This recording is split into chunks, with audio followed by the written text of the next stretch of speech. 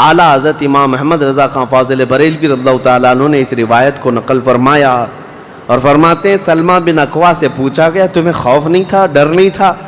400 لوگوں کو اکیلے دوڑاتے چلے گئے، مدینے سے باہر بھی چلے گئے، تو جانتے ہیں کون سی طاقت تھی ان کے پاس، سلمہ بن اکوع کے پاس، جو ان کو خوف سے آزاد کر رکھی تھی۔ فرماتے ہیں ایک بار رسول اللہ صلی اللہ علیہ وسلم صحابہ سے بیعت لے رہے تھے، ہاتھ میں ہاتھ لے کر بیعت کر رہے تھے، تو سب حضور کے پاس ہاتھ دے رہے تھے، بیعت کر رہے تھے۔ حضور نے مجھ سے کہا سلمہ بن اکوع آ جاؤ، تم بیعت کر لو میرے ہاتھ پر۔ میں نے عرض کیا یا رسول اللہ پہلے ہی میں بیعت کر چکا ہوں۔ ایک بار وہ بیعت کر چکے تھے، حضور نے فرمایا دوبارہ کر لو، اس میں کیا حرج ہے؟ حضرت سلمہ بن اکوع کہتے ہیں میں نے دوبارہ حضور کے ہاتھ میں ہاتھ دیا، حضور نے بیعت کیا۔ تھوڑی دیر گزری تھی کہ صحابہ بیعت کر رہے تھے، حضور نے پھر پکارا سلمہ بن اکوع بیعت کیوں نہیں کر لیتے؟ کہا یا رسول اللہ میں نے 2 بار بیعت کی ہے۔ حضور نے فرمایا تیسری بار کر لو، کیا حرج ہے؟ وہ حضرت سلمہ بن اکوع کہتے ہیں میں نے اپنا ہاتھ رسول اللہ کے ہاتھ میں تیسری بار دیا اور بیعت کیا، اور اس کے بعد جب نکلا حضرت سلمہ بن اکوع کہتے ہیں مجھے اس ہاتھ پر اتنا بھروسہ تھا کہ دنیا کی ہر طاقت کو دھول چٹا سکتا تھا، کہ رسول اللہ کے ہاتھ میں دیا ہوا ہاتھ ہے۔ ان کے پاس جو بے خوف ہونے کے لیے کوئی دولت تھی نا، بے باک ان صحابہ کو اگر کوئی چیز بناتی تھی تو یہی چیز ہے عشق مصطفیٰ، محبت مصطفیٰ، جس کو بریلی کے امام نے فرمایا ہے خوف نہ رکھ رضا ذرا تو ہے عبد مصطفیٰ، تیرے لیے امان ہے، تیرے لیے امان ہے۔ کسی شاعر نے کہا تھا کہ دیوان گانے عشق محمد کو دیکھ کر گھبرا گئی ہے گردش دوراں کبھی کبھی۔ حضور کے عاشقوں کو دیکھ کر کے دنیا کی طاقتیں بھی گھبرا جاتی تھیں کہ ان کے پاس ہے کون سی طاقت۔ تو یہ جو چھوٹی سی جنگ واقع ہوئی اس کو ذات القرد کہتے ہیں۔ اس کے 3 دن کے بعد ہی خیبر کی جنگ شروع ہو گئی تھی۔ اب خیبر پر ہم آتے ہیں۔ خیبر کیا ہے؟ تقریباً مدینہ طیبہ سے 320 کلومیٹر دور یا 300 کلومیٹر کے قریب ایک بستی ہے جس کو خیبر کہتے ہیں۔ خیبر یہودیوں کا گڑھ ہے، یہودیوں کا مرکز، اور اس وقت سے لے کر کے حضور صلی اللہ تعالیٰ علیہ وسلم کی مدینہ طیبہ آمد سے بھی کافی پہلے سے خیبر میں یہودیوں نے ایسا اپنا وہ جمایا ہوا تھا کہ پورے عرب کے سب سے بڑے مالدار یہودی خیبر میں رہتے تھے، اور جنگی طاقت بھی سب سے زیادہ ان کے پاس تھی، اور غرور اور گھمنڈ اتنا تھا، پیسوں پر بھی اور جنگ پر بھی، طاقت پر بھی، کہ وہ کسی کو بھی ڈرا دیتے تھے۔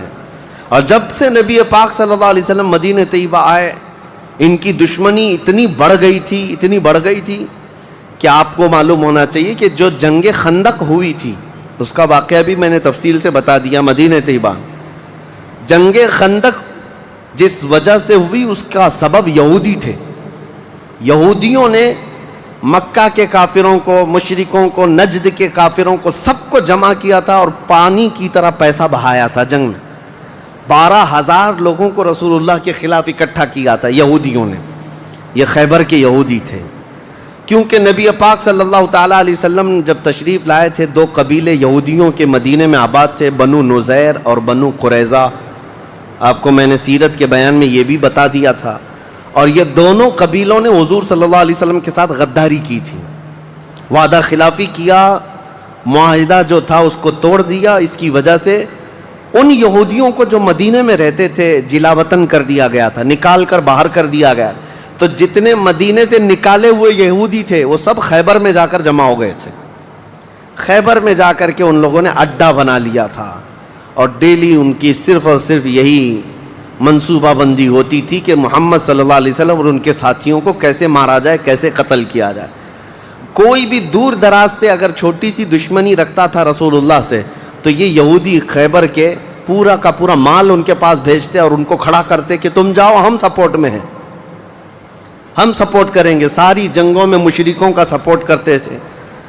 اب میں آپ کو بتاؤں جن کے دلوں میں اتنا زہر بھرا ہوا تھا رسول اللہ صلی اللہ علیہ وسلم کی دشمنی کا، اب ان لوگوں نے دیکھا کہ یہ اب ان کی طاقت بڑھتی جا رہی ہے، اور بادشاہوں کو تک ان لوگوں نے اسلام پیش کر دیا، اور اسلام اب مکہ مدینے کا نہیں رہ گیا، اب تو ایران بھی چلا گیا ہے، مصر بھی چلا گیا ہے، حبشہ بھی چلا گیا ہے، یمن بھی چلا گیا ہے۔ تو ان کے پیٹ کا درد اور بڑھ گیا، ان لوگوں نے پھر اب فیصلہ کرنا شروع کیا کہ اب سارے لوگوں کو جمع کرتے ہیں. ایک قبیلہ تھا بنو غطفان، یہ مشرکوں کا قبیلہ تھا اور وہ جنگی طاقت بہت زیادہ رکھتے تھے. اس وقت عرب میں وہ نڈر مانے جاتے تھے. یہودیوں نے ان کو بلا کر کے جنگ کا پلان کیا کہ مدینے پر اچانک چڑھائی کریں گے اور تہس نہس کر کے رکھ دیں گے، کسی کو خبر بھی نہ ہو، پورے مدینے کی اینٹ سے اینٹ بجا دیں گے. انہوں نے پلان کیا راتوں رات، لیکن مخبر صادق رسول اللہ صلی اللہ تعالیٰ علیہ وسلم کا حال یہ ہے، اور کوئی غیب کیا تم سے نہا ہو بھلا. نبی پاک صلی اللہ تعالیٰ علیہ وسلم کو خبر ہوئی کہ یہودیوں نے میٹنگ کی ہے اور راتوں رات مدینے پر چڑھائی کرنے والے. دوسرے دن حضور پاک صلی اللہ تعالیٰ علیہ وسلم نے صحابہ کو جمع کیا، تو جتنے صحابہ تھے سب جمع ہو گئے. تقریباً 1600 صحابہ تھے. کتنے؟ 1600 صحابہ. 1600 صحابہ مدینہ طیبہ سے نکل پڑے حضور کے ساتھ کہ ان یہودیوں کو خیبر سے نکلنے سے پہلے ان کا راستہ ہم روکیں گے کہ مدینے پر کوئی بھی چڑھائی نہ کر سکے. جب رسول اللہ صلی اللہ علیہ وسلم صحابہ کو لے کر چل پڑے، چال الٹی پڑ گئی. یہودیوں نے یہ سوچا تھا کہ مدینے پر اچانک حملہ ہوگا، کسی کو کانوں کان خبر نہیں ہوگی، لیکن ایسا ہوا کہ 8 دن کے بعد اچانک حضور خیبر پہنچ گئے، ان کو کانوں کان خبر بھی نہیں ہوئی. نبی پاک صلی اللہ تعالیٰ علیہ وسلم صحابہ کے ساتھ جب پہنچے، صبح ہو رہی تھی، خیبر کی وادیوں میں حضور داخل ہو رہے تھے. تو یہودی اپنے اپنے کھیتوں میں کام کرنے کے لیے جا رہے تھے. جیسے ہی مدینے کی فوج کو دیکھا، ہیبت طاری ہو گئی، الٹے قدم اپنے قلعوں میں واپس بھاگتے رہ گئے اور چیخ مارتے رہ گئے کہ محمد بھی آئے ہیں اور مسلمان بھی آئے ہیں. حضور صلی اللہ علیہ وسلم نے ان کی چیخ و پکار کو سنا تو ایک جملہ فرمایا. حضور صلی اللہ علیہ وسلم فرماتے ہیں، جن کافروں کی وادی میں ہم اتر پڑے ان کی صبح خراب ہو ہی جاتی ہے، اور یہ خیبر اب برباد ہوگا. حضور کے الفاظ تھے، جملہ نکلا. صحابہ کرام اتنی جوش سے نعرہ لگا رہے تھے کہ یہودیوں کے سارے قلعے صحابہ کی آواز سے گونجنے لگ گئے. خیبر میں 8 قلعے تھے، 8 مشہور قلعے. انہوں نے بہت مشہور اس وقت کی طاقتور یعنی عمارتیں ایسی بنا رکھی تھیں کہ ان کا یقین تھا کہ کوئی ان قلعوں کو توڑ نہیں سکے گا. اور حد تو یہ ہے کہ آج 1400 سال گزر گئے، ابھی بھی وہ قلعے موجود ہیں، آج بھی موجود ہیں خیبر میں. وہ قلعوں کے باقیات، کھنڈرات ابھی بھی موجود ہیں. اب آپ اندازہ کریں کہ 14 صدیاں گزرنے کے بعد اب بھی وہ قلعے ہیں تو اس وقت کتنے محفوظ رہے ہوں گے، کتنے مضبوط رہے ہوں گے. ان کو بڑا غرور تھا. 8 مشہور قلعے تھے، قلعہ ناعم، قلعہ نطات، قلعہ قموس. ان کے نام تھے الگ الگ، ہر قلعہ الگ الگ کاموں کے لیے استعمال ہوتا تھا. اب نبی پاک صلی اللہ تعالیٰ علیہ وسلم خیبر جب پہنچے، 1600 صحابہ ہیں. اب سنیے، ایک قلعہ ناعم تھا جس میں سارا ذخیرہ تھا، کھانا پانی اور سب کچھ وہاں پر تھا، اور اس کی ذمہ داری سلام بن مشکم نام کا ایک یہودی، وہ بہت ہی بغض و عداوت میں بھرا ہوا یہودی تھا، اس کے ذمے تھی. اور قلعہ قموس جو سب سے بڑا قلعہ تھا، اس کی ذمہ داری مرحب نام کے یہودی کے پاس تھی.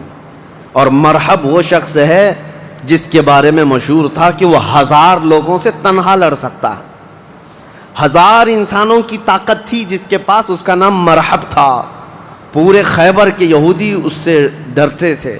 اور قلعہ قموس جو سب سے بڑا قلعہ تھا وہ اس کے انڈر میں ہوا کرتا، سب ان کی تقسیم تھی. اب جب نبی کریم صلی اللہ تعالیٰ علیہ وسلم شروعات فرمائی تو قلعہ ناعم جو قریب تھا آبادی سے، اس پر چڑھائی شروع کر دی. تو جو صحابہ وہاں گئے تھے قلعہ ناعم، تو صحابہ اکرام کو سخت مصیبت اٹھانی پڑی، کیونکہ اتنی سخت گرمی تھی کہ جس کی وجہ سے حلق میں کانٹے پڑ جاتے تھے پیاس کی شدت سے. کئی صحابہ اس میں شہید ہوئے. آخرکار قلعہ ناعم فتح ہو گیا. ایک قلعہ فتح ہوا، دوسرا فتح ہوا، تیسرا فتح ہوا. قلعے اس طرح سے فتح ہونے لگ گئے. یہودیوں کی تعداد میں آپ کو بتاؤں، یہ 1600 صحابہ تھے، اور یہودی اس وقت خود اور قبیلہ بنو غطفان جو مشرکوں کا قبیلہ تھا، ان کو بھی جنگ کے لیے اپنے قلعے میں بلا لیا تھا. کل تعداد سب کی ملا کر 8,000 ہو چکی تھی. 8,000 لوگ 1,600 لوگوں سے ڈرے ہوئے سہمے ہوئے قلعوں میں بندے ہیں, کوئی باہر نکلنے کو تیار نہیں. اب اس کے بعد یہ خیبر کا معاملہ بڑھتا گیا. اس میں ہوا یہ کہ آخری جو قلعہ تھا قلعہ قموس, یہ سب کے بس کی بات نہیں تھی. بہت مضبوط قلعہ, اور جو آدمی اس کا سپہ سالار ہے, شہ سوار ہے, وہ مرحب ہے. پورا عرب جانتا تھا اس کی طاقت کو. پہلے دن نبی کریم صلی اللہ تعالیٰ علیہ وسلم نے صحابہ کی ایک جماعت حضرت ابو بکر صدیق رضی اللہ تعالیٰ عنہ کی سپہ سالاری میں بھیجی. حضرت ابو بکر صدیق آئے, بہت ہی جاں بازی اور بہادری کے ساتھ لڑائی کی, لیکن وہ اتنا سخت تھا کہ یہودیوں کی طرف سے بہت سخت طریقے سے ڈیفنس ہوتا تھا. صحابہ پیچھے ہٹ گئے, کچھ شہید ہوئے, کچھ زخمی ہوئے, واپس آئے. پھر دوسرے دن سیدنا عمر ابن خطاب رضی اللہ تعالیٰ عنہ کے حوالے حضور صلی اللہ علیہ وسلم نے فرمایا. حضرت عمر فاروق رضی اللہ تعالیٰ عنہ گئے, صحابہ کی ایک جماعت تھی, لیکن آج کا دن اور زیادہ سخت ہو گیا. سارے یہودیوں نے اپنی طاقت جھونک دی قلعہ قموس کو بچانے کے لیے. حضرت عمر فاروق رضی اللہ تعالیٰ عنہ صحابہ کی جماعت کو لے کر شام میں واپس آ گئے. اب یہ محاصرہ بڑھ گیا, 20 دن چلا کنٹینیو محاصرہ ان قلعوں کا, لیکن فتح ہونے کا نام نہیں تھا. جلال پیغمبری کو دیکھیں ہیں, صحابہ 20 دن سے تپتی ہوئی گرمی میں مدینے سے 300 کلومیٹر باہر ہیں. عرض کیا یا رسول اللہ صلی اللہ علیہ وسلم, ہماری منزل ابھی کہاں ہے, کب تک ہے؟ رات کا وقت تھا, نبی کریم صلی اللہ تعالیٰ علیہ وسلم جلال میں تھے. ارشاد فرمایا لَأُعْطِيَنَّ غَدًا رَایَةً رَجُلًا يُحِبُّهُ اللَّهُ وَرَسُولُهُ. حضور اکرم صلی اللہ تعالیٰ علیہ وسلم فرماتے ہیں, کل کے دن میں اپنا جھنڈا ایک ایسے آدمی کو دوں گا جس سے اللہ اور اس کے رسول محبت کرتے ہیں, اور اللہ اس کے رسول جس سے محبت کرتے ہیں وہ خود بھی اللہ اور اس کے رسول سے محبت کرتا ہے. اور پھر میرے آقا نے فرمایا خیبر کی فتح اسی کے ہاتھ میں رکھی ہوئی. صحابہ کہتے ہیں پوری رات بے چینی اور کروٹ لیتے ہوئے ہم نے گزاری. نبی پاک نے بشارت دی ہے تو اب تو ہونا ہی ہے. حضور نے فرما دیا ہے کہ میں کل اپنا جھنڈا اس آدمی کے ہاتھ میں دوں گا جس کو اللہ اور اس کے رسول محبت کرتے ہیں. صحابہ کہتے ہیں, حضرت عمر فاروق رضی اللہ تعالیٰ عنہ فرماتے میری آنکھ تک نہ لگی پوری رات, اور اس تمنا میں کہ صبح ہوگی تو حضور صلی اللہ علیہ وسلم وہ جھنڈا مجھے دے دیں. کہ اس میں 3 بشارتیں تھیں. ایک بشارت یہ تھی کہ وہ شخص جس کو میں جھنڈا دوں گا وہ اللہ اور رسول سے بہت محبت کرتا ہے. دوسری بشارت یہ تھی کہ اللہ خود اس سے محبت کرتا ہے. تیسری بشارت یہ تھی کہ اسی کے ہاتھ میں خیبر کی فتح رکھی ہے. حضرت عمر کہتے ہیں پوری رات پلک بھی جھپکا نہیں, اسی آس میں اسی امید میں پوری رات گزاری. پورے صحابہ کا یہی حال تھا. صبح جب ہوئی دوڑے دوڑے نبی کریم صلی اللہ تعالیٰ علیہ وسلم کی جلوں میں حاضر ہوئے. اللہ کے حبیب صلی اللہ علیہ وسلم کے ہاتھ میں پرچم تھا, جھنڈا تھا, اب جنگ کے لیے روانہ کرنا تھا. نبی کریم صلی اللہ علیہ وسلم کے سامنے صحابہ کی فوج ہے.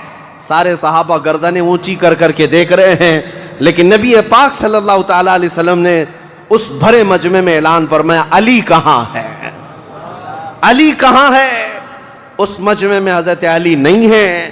صحابہ نے کہا یا رسول اللہ وہ بخار میں ہیں, بیمار ہیں اور آشوب چشم ہے, آنکھیں لال ہو چکی ہیں, آنکھوں سے پانی آ رہا ہے.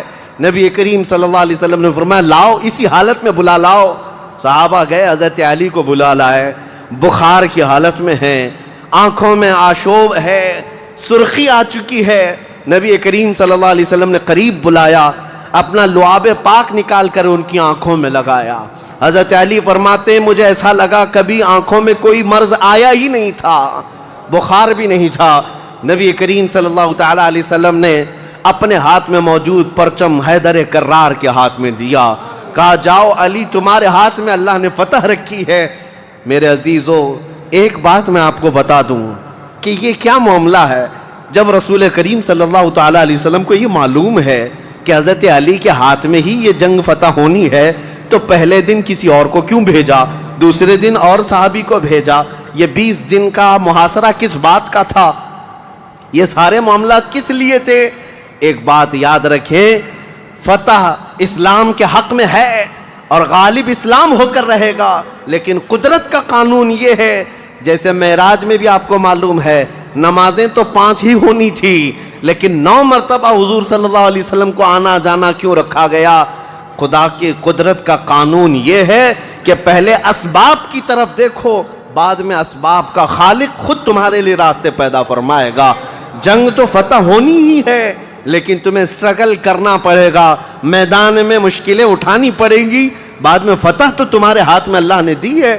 حضرت علی کرم اللہ وجہہ الکریم اپنے ہاتھ میں پرچم لے کر کے جب قلعہ قموس کی طرف بڑھتے ہیں، جانتے ہیں وہ تاریخ کا وہ عظیم دن ہے، محرم کی غالباً 9ویں تاریخ ہے۔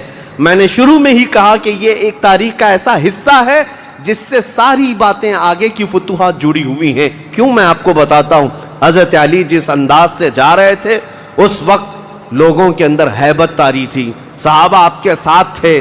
جیسے ہی قلعہ قموس کے پاس گئے، سیدھے حضرت علی کرم اللہ وجہہ الکریم نے للکار کر کے مرحب یہودی کو بلایا کہ باہر آ جا اپنے قلعے سے اور مجھ سے مقابلہ کر۔ وہ ہاتھی کی طرح سے ڈیل ڈول رکھتا تھا اور خرامہ خرامہ سامنے آیا اور للکار کر کے کہنے لگا، قد علمت خیبر انی مرحب شاک السلاح مجرب۔ تمہیں معلوم ہے پورا خیبر مجھے جانتا ہے کہ میں مرحب ہوں۔ شعر پڑھ رہا تھا، پورا خیبر جانتا ہے کہ میں مرحب ہوں، سر سے لے کر پیر تک ہمیشہ ہتھیار میں رہتا ہوں، اور نہایت ہی تجربہ کار آدمی کہ جس کا وار کبھی خالی نہیں جاتا ہے۔ اس کے جواب میں مولا علی کرم اللہ وجہہ الکریم فرماتے ہیں، انا الذی سمتنی امی حیدرا کلیث غابات کریہ المنظرا۔ تجھے پتا ہے میری ماں نے ہی میرا نام حیدر رکھا ہے۔ حیدر کا مطلب ہوتا ہے شیر، میری ماں نے میرا نام حیدر رکھا ہے، کلیث غابات کریہ المنظرا، ہیبت ناک شیر جب بھوک کی وجہ سے کچھار میں دہاڑتا ہے اس کو حیدر کہا جاتا ہے۔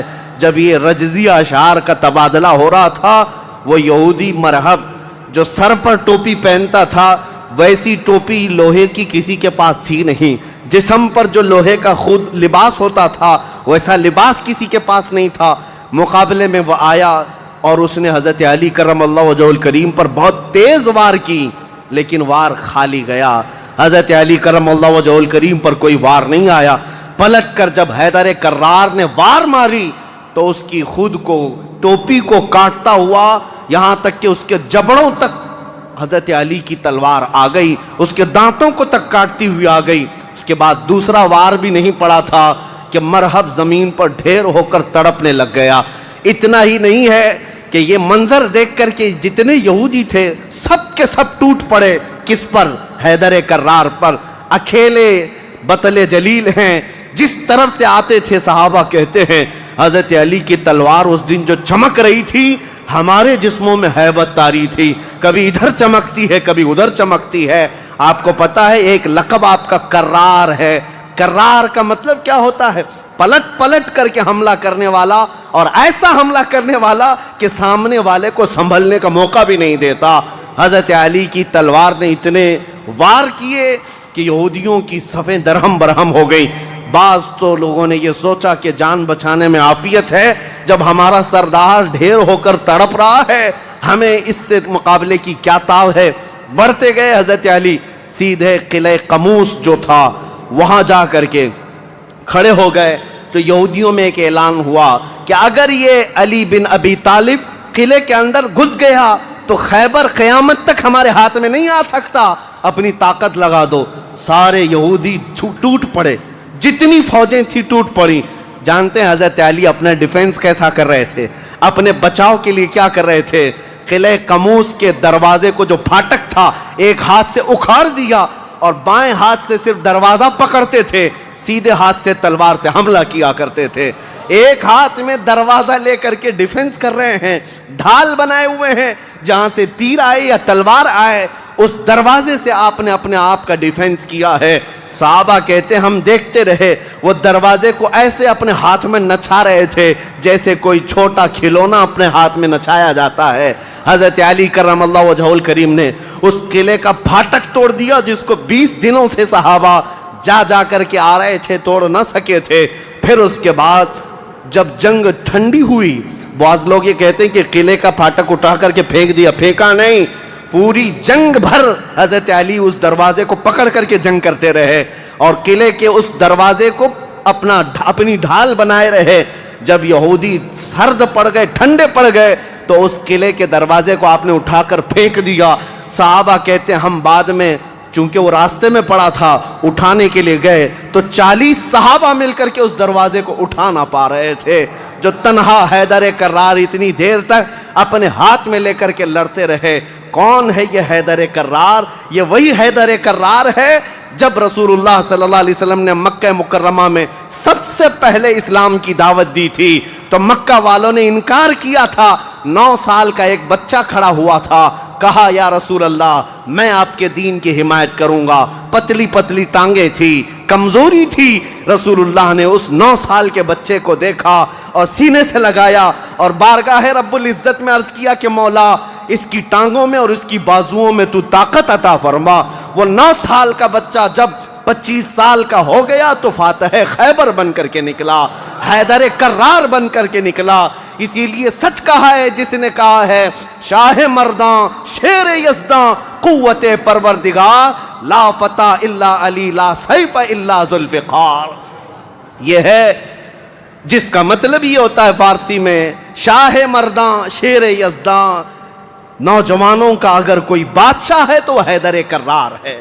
شیر یزداں اگر اللہ کا کوئی شیر ہے تو حیدر کرار ہے۔ قوت پروردگار، اللہ کی طاقت کا مظہر دیکھنا ہے تو وہ علی بن ابی طالب ہے۔ لا فتح الا علی، سچ کہا جس شاعر نے کہا لا فتح الا علی۔ پورے لوگوں میں اگر جوان کوئی کہانے کے لائق ہے تو وہ علی بن ابی طالب کا نام ہے۔ لا سیف الا ذوالفقار، اور دنیا میں اگر کسی تلوار کو تلوار کہلانے کا حق ہے تو وہ ذوالفقار حیدری کا نام ہے۔ عزیزان گرامی وقار، یہ خیبر فتح ہوا، جیسے یہ خیبر فتح ہوا صحابہ میں اتنا جوش بھر گیا تھا، نہ قلعہ قموس باقی رہا نہ مرحب باقی رہا۔ اور خیبر کو جو مولا علی نے اس وقت توڑا تھا، 14 صدیاں گزر گئی، آج تک یہودیوں کا اس میں داخلہ نہ ہو سکا تھا۔ یہودیوں کو پتا تھا ایک بار علی اس میں داخل ہو گیا تو قیامت تک خیبر ہمارے ہاتھ میں نہ آ سکے گا۔ آپ کو پتا ہے 2018 کی بات میں بتاؤں، 2018 میں انگلینڈ میں لندن کی سڑکوں پر پوسٹر اور بینر ہورڈنگ کارڈ لیے ہوئے یہودی احتجاج کر رہے تھے، پروٹیسٹ کر رہے تھے کہ خیبر ہمارا تھا، ہم کو نکالا گیا تھا، اور تمہاری ہماری لاسٹ جنگ خیبر تھی، اس کے بعد نہیں ہوئی۔ اس طرح کی باتیں، یعنی میں نے محسوس کیا کہ مسلمان تو بھول گئے خیبر کیا ہے۔ یہودیوں کو جن کو مار پڑی تھی آج بھی یاد ہے کہ مولا علی نے کیسے مارا تھا، آج بھی یاد ہے کہ حیدر کرار کی وار کیسی تھی۔ صدیاں گزر گئیں، وہ زخم ابھی تک بھرا نہیں ہے۔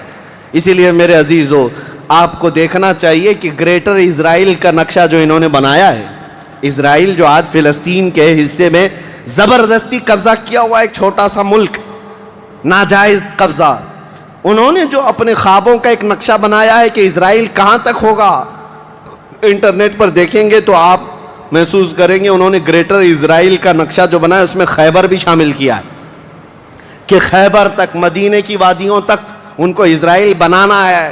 جہاں سے ہم نکلے تھے وہاں واپس آئیں گے، لیکن انشاءاللہ العزیز ایسا کبھی نہیں ہوگا۔ مولا علی کرم اللہ وجہہ الکریم کی وار جو پڑی تھی وہ قیامت تک تازہ رہے گی انشاءاللہ۔ میرے عزیزو، خیبر فتح ہونے کے بعد اب عدل مصطفیٰ کو بھی دیکھو۔ نبی کریم صلی اللہ تعالیٰ علیہ وسلم، یہ وہ یہودی ہیں جو ساری جنگوں میں جڑ کا کام کرتے رہے، جڑ کا کام کرتے رہے، لوگوں کو بھڑکانے میں، حضور کے خلاف دشمنی پر ابھارنے میں، پیسہ بہانے میں، سب کام کرتے رہے۔ آج سب ٹوٹ کر بکھر گئے۔ نبی کریم صلی اللہ تعالیٰ علیہ وسلم کو اب کیا کرنا تھا؟ حضور صلی اللہ علیہ وسلم نے دوسرے دن جب صحابہ سے مشورہ لیا، صحابہ نے عرض کیا جیسے ان کو مدینے سے بھگایا گیا تھا خیبر سے بھی نکال دیں، یہاں سے بھی نکال کر ان کو جلا وطن کر دیں. لیکن وہ مصطفیٰ کریم صلی اللہ تعالیٰ علیہ وسلم جو عظیم اخلاق لے کر کے زمین پر تشریف لائے، خیبر کے یہودیوں سے پوچھا کہ تم کو جلا وطن کیا گیا تھا اور تم نے بار بار ایگریمنٹ توڑا، معاہدے توڑے، اب یہاں سے بھی تمہیں جلا وطن کرنے کا مشورہ آیا ہے صحابہ سے. یہودیوں نے رونا دھونا شروع کیا اور کہا آپ اللہ کے نبی محمد مصطفیٰ صلی اللہ علیہ وسلم عدل کے شہسوار ہیں، ہمیں موقع عطا کریں. ہم خیبر چھوڑ کر جانا نہیں چاہتے، ہماری زمینیں ہمیں دے دیں، لیکن سال بھر میں جتنی بھی اس کی آمد ہوگی اس کا آدھا ہم مدینے پہنچا دیں گے، کھجوریں ہوں، فصلیں ہوں.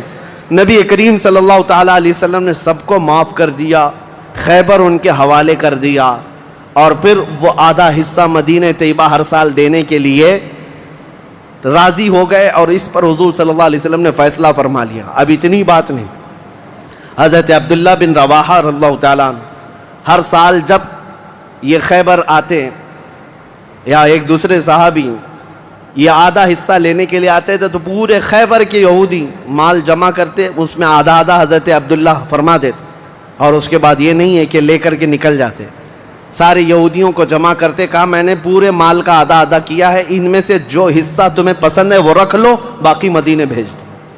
یہودی کہتے ہیں ایسا عدل ہم نے کہیں دیکھا ہی نہیں کہ ہمیں پہلے کہہ دیا جائے، ورنہ کوئی بھی ہوتا حاکم تو اچھا مال اٹھا لیتا اور برا مال چھوڑ کے چلا جاتا. یہ رسول اللہ کے صحابہ تھے، کہتے جو تمہیں پسند ہے وہ رکھ لو، جو چھوٹ گیا وہ مدینے بھیج دو. اتنے ہونے کے باوجود بھی حضور صلی اللہ تعالیٰ علیہ وسلم کے ساتھ انہوں نے کیا کیا. حضور 3 دن کے بعد خیبر سے نکل رہے تھے، زینب نام کی ایک خاتون تھی جس کا شوہر قتل ہو گیا تھا، وہ حضور صلی اللہ تعالیٰ علیہ وسلم کے پاس بڑی محبت لے کر کے آئی، بہت محبت کے ساتھ، اور یوں کہا کہ میں آپ کی پیروکار ہوں، بڑی مشتاق تھی آپ کے دیکھنے کی، آپ میرے گھر تشریف لائیں. حضور صلی اللہ تعالیٰ علیہ وسلم کو اور کچھ صحابہ کو اس نے اپنے گھر پر دعوت کی، اور دعوت کیا کیا، کھانے میں اور گوشت میں نہایت ہی خطرناک زہر ملایا اور حضور صلی اللہ تعالیٰ علیہ وسلم کو زہر دیا. جو صحابہ موجود تھے حضور صلی اللہ علیہ وسلم کے ساتھ دعوت میں، جیسی حضور نے پہلا لقمہ اٹھایا، جو گوشت کی بوٹی تھی یا جو لقمہ تھا وہی بول پڑا رسول اللہ صلی اللہ علیہ وسلم کہ مجھ میں زہر ملا ہوا ہے. نبی کریم صلی اللہ تعالیٰ علیہ وسلم نے ابھی اپنی زبان پر لگایا ہی تھا، نکال کر پھینک دیا. لیکن دوسرے ایک صحابی حضور سے پہلے پیٹ بھر کر کھا چکے تھے اور وہ زہر کے اثر سے فوراً ہی شہید ہو گئے. یہ یہودیوں نے حضور کے معافی کے بعد، اعلان کے بعد پھر بھی یہ ہرزہ سرائیاں، یہ سارے کام کرتے رہے اور آج تک کرتے آئے ہیں. آج تک نبی کریم صلی اللہ تعالیٰ علیہ وسلم نے اس کے باوجود معلوم ہونے کے بعد یہودیوں کو بلایا کہ اس خاتون کا کیا کیا جائے. اس نے اقرار کر لیا، کہا کہ ہاں ہم نے زہر ملایا تھا. کہا کیوں؟ کہا ہم یہ دیکھ رہے تھے اگر آپ اللہ کے سچے رسول ہیں تو آپ کو خبر ہو جائے گی، ورنہ ہم کو آپ سے نجات مل جائے گی، ہم بچ جائیں گے، آپ زہر سے ختم ہو جائیں گے. نبی کریم صلی اللہ تعالیٰ علیہ وسلم تو زہر کے اثر سے کچھ نہیں ہوا اور حضور بچے اس زہر سے، لیکن ان یہودیوں میں سے کوئی بھی اسلام کی طرف آیا بھی نہیں. نبی کریم صلی اللہ تعالیٰ علیہ وسلم نے اس خاتون سے بدلہ نہیں لیا، اسے معاف کر دیا. اپنی ذات کے لیے حضور نے کبھی بدلہ لیا ہی نہیں.